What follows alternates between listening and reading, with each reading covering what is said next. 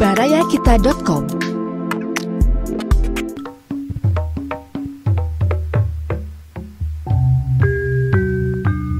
Baraya wilujeng petepang dina acara Dongeng Sunda garapan Abah Iskandar. Wilujeng ngadangukeun.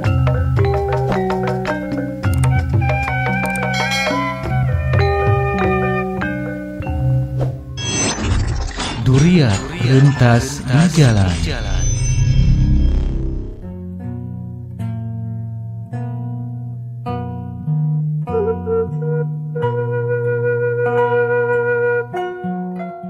Bismillahirrahmanirrahim. Assalamualaikum warahmatullahi wabarakatuh. Mitra kaum dangu baraya sadayana aturan petepang dangu di sareng sim kuring sareng padaran dongeng anu nuju ngagarap judul dongeng Duriat Rintas di Jalan.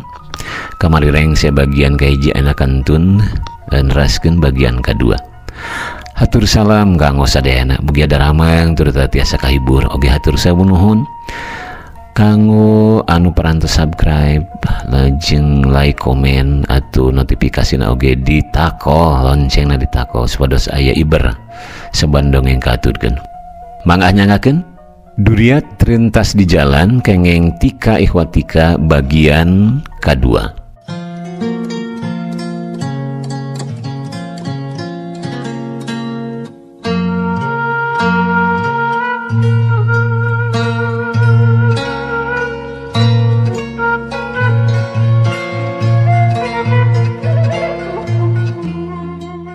Anyog ka imah ngagabrug ka kuring teu sidikna ngagalentoran bari dicengcerikan. Ningali kitu kuring oge teu kuat nahan cimata. Bruk kuring sujud kana lahunan emak bari menta dihampura. Rumaza kuring baha teu nurutkan ka hayang emak. Sangkaneangan pi pamajikaneun teh papada urang lembur ngarah-ngariung sadulur-dulur. Tapi kuring maksakeun ka hayang hate keukeuh peuteukeuh majuangkeun isti wanoja teu singaparna. Nya ieu meureun balukar tina teu nurut kana kahayang inung teh. Kuring paungku-ungku jeung emak, pok emak nyarita. Keun anu geus mah geus tong diguar deui, Sujang. Duit jeung barang balanjaan anu geus dibikeun ka isti, urang ikhlaskeun. Saur emak bari jung ngajungkatkeun badan kuring anu masih keneh nyuuh dina lahunanana. Sanggeus ngarasa leler, kuring ngoloyoh ka kamar, laju ucul-ucul muka baju diganti ku kaos oblong. Goledag dina risbang paranti kuring ari mulang. Lengah huleng deui mikiran ceritaan emak nu rek nepungkeun kuring ka Nyi Diah. Ras inget kana ceritaan Cetiti yang dilemur teh geus pada nyaho lamun kuring rek kawin ka urang Singaparna. Tada teuing era jeung wirangna lamun nyahoeun kuring bolai kawin sok sanajan kasalahan lain ti pihak kuring. Geus kadua poe kuring aya di lemur teh. Asa betah tu maninah ti ceuli harang panon jauh tina karamean. Bersih tina polusi cai curcor matak pikabetaheun. Nu utamana mah kuring bisa ngabangbrangkeun ka perih ati ku alatan isti. Kirawan Cihaneut moyan tama kesal kuring mantuan bapa meresihan jukut di sisi balong tukangan imah. Lumayan ngoprot kesang. Kawan tu tempat rada nagrak kasebrot panon poe. Da di Bandung mah geus tara aya kasempetan pikeun moyan lantaran riweuh ku pagawean kantor. Keur jongjon mantuan bapa terojo Cetiti dituturkeun ku Ceidah lanceuk kuring anu kadua. Bari ngais incuna marehna leumpang nyamperkeun kuring anu keur jongjon nyebutan jukut. Leuh meuneu layeut ce deuk kamarana. Kuring meulaan nanya bari semu heran. Har, apaan ku emak dititah karumpul cenah. Rek ngabadamikeun masalah Ujang. Ari kitu Ujang teu dibejaannya. Temel Cititi meuni pertengtang. Oh, kutan teh. Cek kuring bari tuluy ku kumah leungeun ku cai balong. Sup kuring tiluan arasup ka imah ngaliwatan pantau dapur. Ningali kuring Cetiti jeung Ceidah arasup ka imah, bapa oge milu nuturkeun arasup ka imah.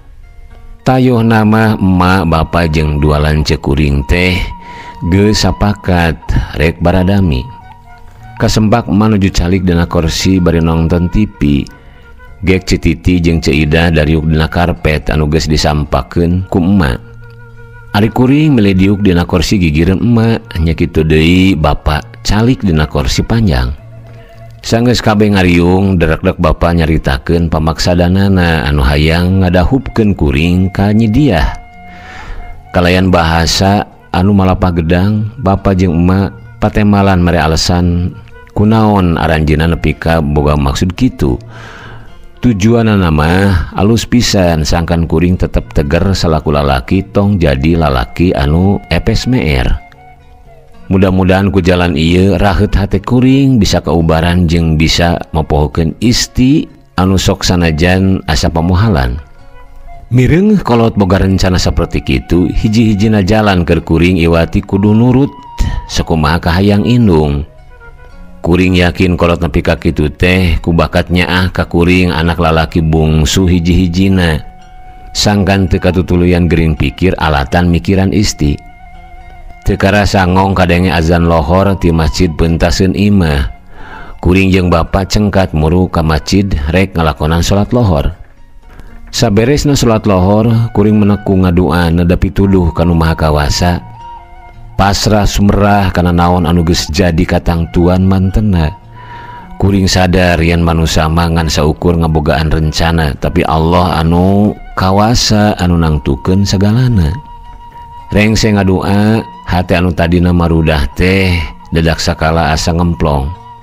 Mun teh mah kuring kudu ngajodog ka Nyi Diah bari aya dina ridho anu jadi indung. Kuring gilig rek nuturkeun naon anu jadi kahayang indung. Kuring ridho mun kudu micen jeung mapohokeun ngaran isti demi kabagjaan hate indung. Balik ti masjid nyampak matos nyayagikeun sanguliwet jeung goreng lauk nila karesep kuring. Teu kaliwat lalap daun sampe jeung sambal solen buatan emak. Atuh brak weh sararea dalahar kalayan nikmat pisan.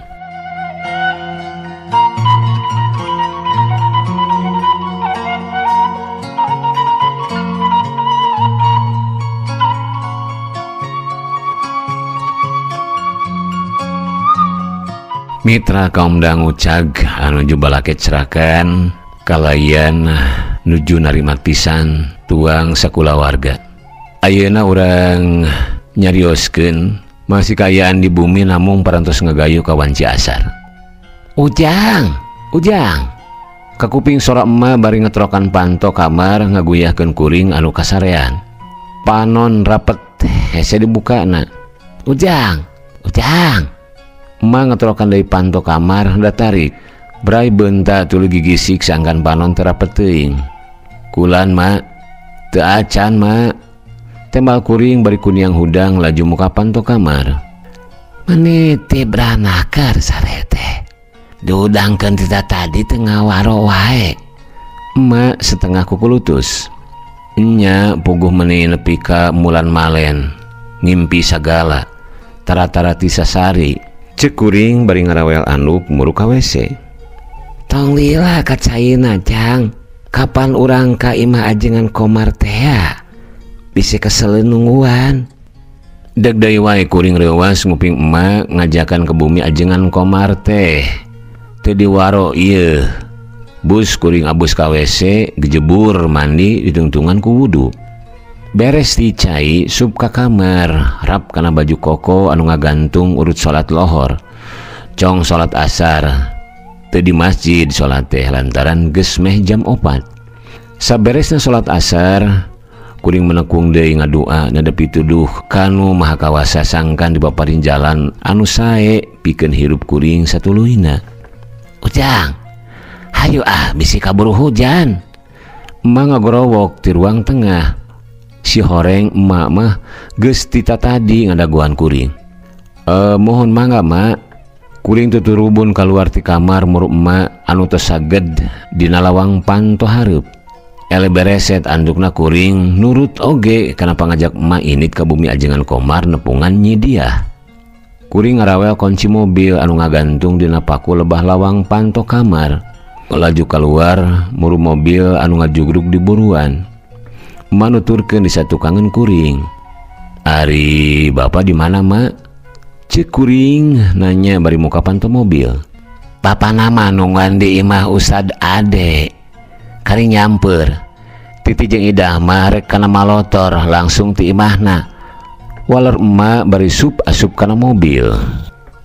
Teu loba ditatanya gerung mobil dihurungkeun geuleuyeng maju lalaunan. Lebah imah Ustad Ade kasampak bapak jeung Ustad Ade keur nangtung ngadagoan. Sanggeus bapak Ustad Ade arasup mah dius mobil dipajukeun rada tarik kulantaran meruh waktu bisi kaburu-burit pisan.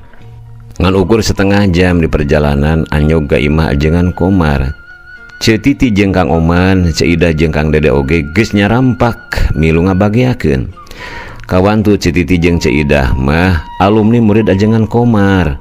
Jadi geus carongah pisan, teu asa-asa deui.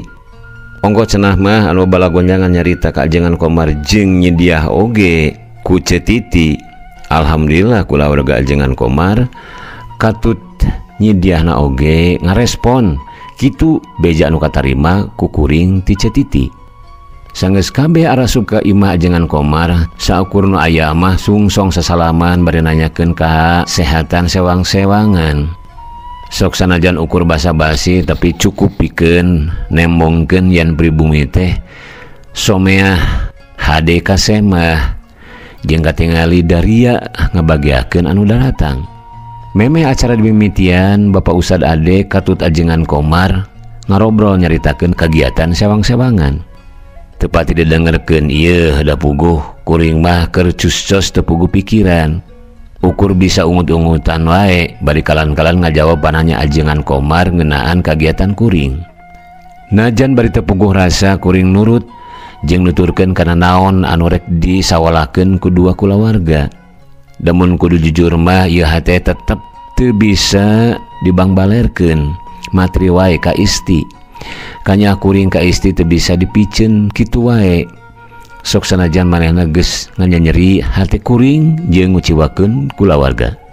Hate galecok noroweco segala kepikiran, tapi bari ngarasa penasaran, hayang wagiru panggih jeung nyediah. Jika kumaha ayeuna geus mojangna da baheula mah apal ka nyediah teh keur leutik keneh teu pati apal kumaha ayeuna lantaran kuring lila di Bandung.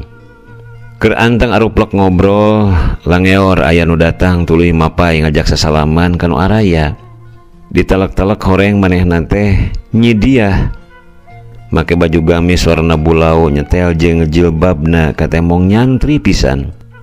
Dedegan awakna leutik campernik, warna kulitna hideung santen tanpa make up, katinggal geulis bawaan ti barang lahir. Waktu patarema leungeun jeung kuring trep panon pateuteup belenyeh manehna imut semunu era. Kuring jadi teu puguh rampa, ukur mangut bari males imutna. Reng semapai gek manehna diuk gigireun Ceu Titi padeukeut jeung emak. Kareret ku jero panon Ceu Titi jeung nyediah ngobrol pating harewos. Geus meh jam 5 sore acara silaturahmi dua kulawarga teh dibuka ku Ustad Ade ngawakilan Bapak ngadugikeun pamaksudan sejak mileuleheungkeun nyediah keur pigarwaeun kuring. Saterusna disambung ku ajengan Komar mapag maksud kulawarga kuring, tapi dina hal ieu ajengan Komar teu ujug-ujug narima kana naon anu jadi pamaksudan kulawarga kuring. Ajengan Komar nyarenkeun keputusan sapinuh ka nyediah lantaran anu rek ngalakonan hirup rumah tanggana oge nyediah jeung kuring. Waktu nyediah ditanya ku ajengan Komar nah daek henteu narima kuring, aya rasa was-was sok sieun nyediah gideg. Sieun manehna nolak lantaran geus apaleun kana masalah kuring jeung isti ti Ceu Titi. Tapi kasieun kuring musnah. Waktu ningali nyediah ungek ngamangakeun bari tungkul semua anu era. Ningali waleran nyediah anu ungek tanda panuju, sararea anu aya ampir barang ngucapkeun alhamdulillah. Kaasup kuring sok sanajan ngucapkeun ukur dina hate. Ya Allah, abdi yakin ieu takdir anjeun anu pangsaena pikeun kuring. Anjeun meparin gentos isti ku nyidiah anu sarua geulisna buah leuwih ti isti solehah nama. Mudah-mudahan nyidiah sing janten jodoh kuring anu dipikarido ku anjeun. Amin. Kuring ngagrantos dina jero hate.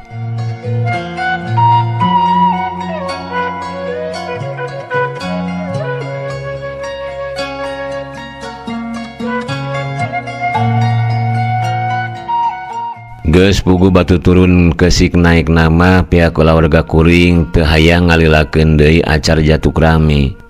Harita keneh ditangtukeun waktunya eta tanggal 15 Agustus 2018. Tanggal jeung poe anu sarua nalika boga rencana jatukrami jeung isti. Sanggeus sapuk sararea acara teh dipungkas ku darba nyaeta dahar bareng saaya-aya. Geus disiapkeun ku pihak kulawarga ajengan Komar. Ari kuring mah teu miluan dahar ngahajang ngawani-wani maneh mentawi disangkan bisa ngobrol jeung nyedia supaya leuwih raket jeung apal kana pasipatan sewang-sewangan. Tekung silila ngong kadenge azan magrib di masjid gigireun bumi ajengan Komar. Kuring nu keur uplek jeung nyedia kapaksa kudu nutup obrolan. Teu poho kuring patuker-tuker nomor HP sangkan kaharep bisa komunikasi jeung manehna.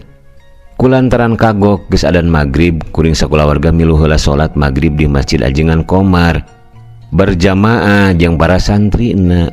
Lumayan loba oge santri anu mukim di pasantren ajengan Komar teh. Bebuhan geus kajojo kaunga lembur. Satu tasna salat magrib mah kulawarga kuring amitan sejak mulang. Samemeh mulang katingali emak ngepeulkeun amplop ka nyidiah. Duka dieusi naon? Teu pati apa da kuring mah teu kabadamian. Sanggeus amitan mah kuring bapa jeung emak arasup kana mobil.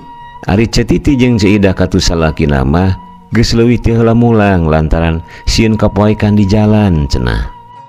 Mitra kaum dangu cageula ngeunaan kayaan anuju bingah mana anu namanya hitbahnya ka putrana ajengan Komar teh.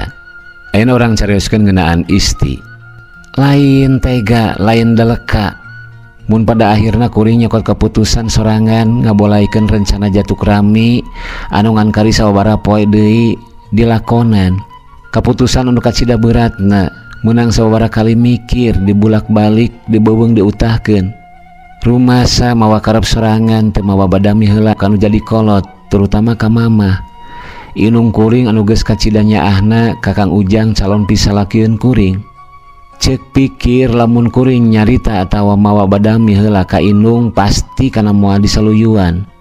Kulantaran geus tamplok kanyaah ka Kang Ujang. Di mata mamah mah Kang Ujang teh lalaki anu sampurna anu bakal cocok mun jadi salaki kuring. 4 tahun nawanohan jeung Kang Ujang karasa pisan kanyaahna. Bager, pinter jeung gede pisan perhatianna ka kuring.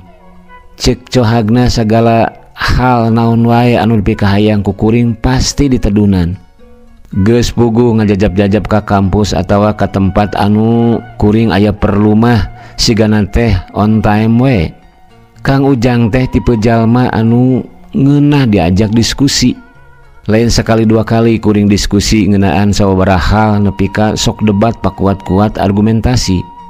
Dina sababaraha hal antara kuring jeung Kang Ujang loba teu cocokna. Mun Kang Ujang boga pendapat A, kuring mah B. Tapi sok sanajan mineng pagedrug paham, kuring ngerasa nyaman, ngerasa ngeunah babarengan jeung manehna. Sababaraha kali manehna wakca sejak nyimpen katresna tapi ku kuring ditolak lantaran hayang fokus kana kuliah. Kuring boga tanggung jawab anu gede pisan lantaran bisa kuliah teh alatan menang beasiswa ti hiji yayasan swasta. Lamun kuring teu soson-soson diajar, sok sieun prestasi kuring turun anu andukna biaya kuliah kuring dieureunkeun. Bubuhan jalma leubet ku pangarti Kang Ujang ngamah pumpisan kana alasan kuring. Manehna teu nyerikeun rasa kuciwana alatan ditolak katresna ku kuring. Sikepna biasa we malah mah kalah ka beuki bager jeung beuki perhatian.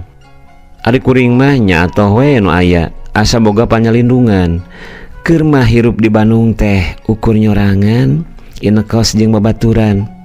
Sakapeung sok ngarasa era rumasa ku manehna teh kuring jiga anungan saukur ngamangpaatkeun kabageranana wungkul.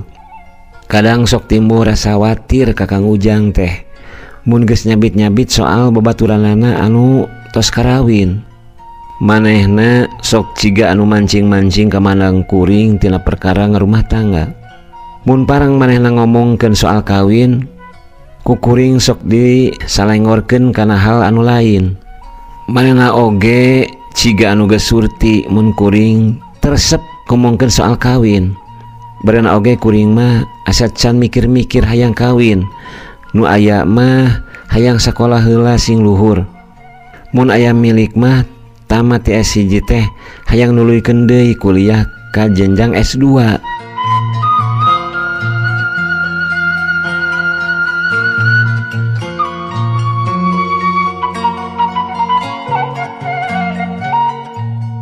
Parang dina hiji waktu aya mama ngalongo kuring ka Bandung. Kang Ujang keukeuh hayang nepungan. Kuring teu bisa nyarek da puguh mama jeung Kang Ujang teh cenah mah geus akrab pisan sosobatan dina medsos. Nya kitu deui mama tara-tara ngalongo kuring. Tapi ayeuna mah jiga anu ngahaja disagedengeun ngalongo kuring teh bari hayang panggih jeung Kang Ujang. Tah ti harita pisan komunikasi mama jeung Kang Ujang teh katingali beuki raket. Mamah minang mere saran sangkan kuring daek narima Kang Ujang. Lebar ku bager jeung solehna cenah. Rek milih nu kumaha deui. Sakitu bageurna bari jeung soleh bisa narima kaayaan kulawarga kuring anu sakibuk tina. Kasebut liuk eueuh ragap teu aya ceuk cohagna mah. Ku bakat hayu diomonganan mah kuring ngerasa teu ngeunah oge anu antukna ngajanjikeun rek mere jawaban ka Kang Ujang teh lamun geus beres di wisuda. Alhamdulillah kuliah beres tepat waktu. Cunuk waktuna wisuda, mama bapa katut ahanip lanceuk kuring hiji-hijina daratang ka Bandung sejang ngahadiran acara wisuda kuring. Mama bapa oge aa kacida ngerasa bagjana kuring tamat kuliah kalayan nilai cum laude. Kang Ujang oge tetinggalun milu cakah cikih nyadiakeun mobil keur kuring sakulawarga indit ka lokasi wisuda. Kuliah tamat wisuda oge geus kaliwat karinohonan janji ka indung yen kuring rek mere jawaban ka Kang Ujang. Kuring bingung liwat saking rek nyebut embung asa teu wasa boh ka mama atawa ka Kang Ujang rek nyebut daek geus puguh da teu boga rasa tresna saeutik-eutik acan. Kanya kuring ka Kang Ujang estuning nyaah nu jadi adi kalanceukna. Tapi lamun kuring keukeuh nolak tada teuing ku ciwana hate mama. Ku bakat bingung antukna kuring lahaula mere jawaban anu matak pikabungaheun pikeun mama oge Kang Ujang. Sok sanajan eta jawaban teh patoja ieu jeung hate kuring. Cek pikir keun bae kajen ngorbankeun perasaan sorangan daripada mamah kuciwa. Teu lila ti harita Kang Ujang jeung kulawargana datang ka kulawarga kuring ngamaksud pikeun ngalamar kuring jadi pigarwaeun Kang Ujang. Dina acara lamaran eta pihak kulawarga Kang Ujang meredih sangan acara jatuk rami dilaksanakeun dina bulan Agustus. 2 bulan anu bakal datang. Pikeun nangtukeun poe jeung tanggalna kuring diasongan almanak dititah milih bebisi aya kahayang. Sebenarnya mah teu kudu kumaha kuring tapi kulantaran ampir kabeh anu datang nyasat nyerenkeun ka kuring akhirna kuring ngabuleudan tanggal 15 Agustus. Beres acara lamaran kulawarga Kang Ujang marulang deui kalayan ngajangjikeun yen waragad pikeun sagala rupa kaperluan jatuk rami rek wagiru dikirimkeun.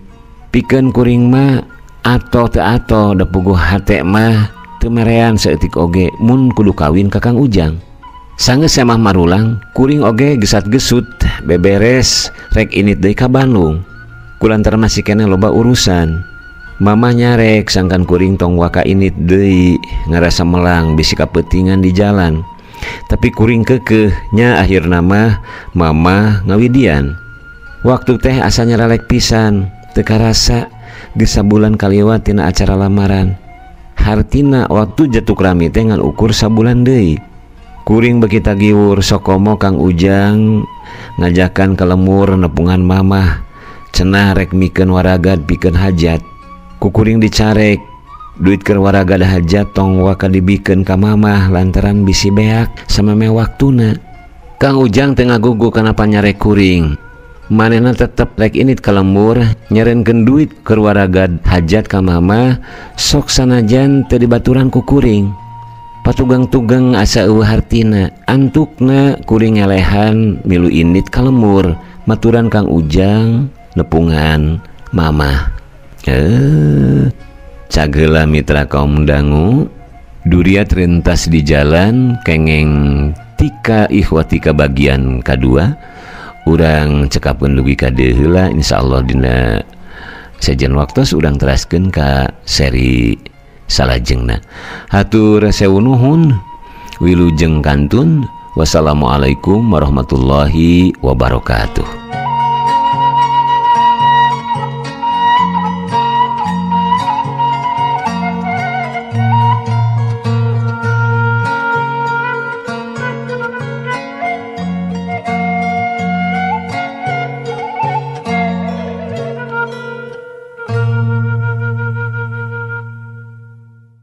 Baraya Kita, berita positif dan inspiratif, serta info wisata, bisnis, kesehatan, dan pendidikan. Barayakita.com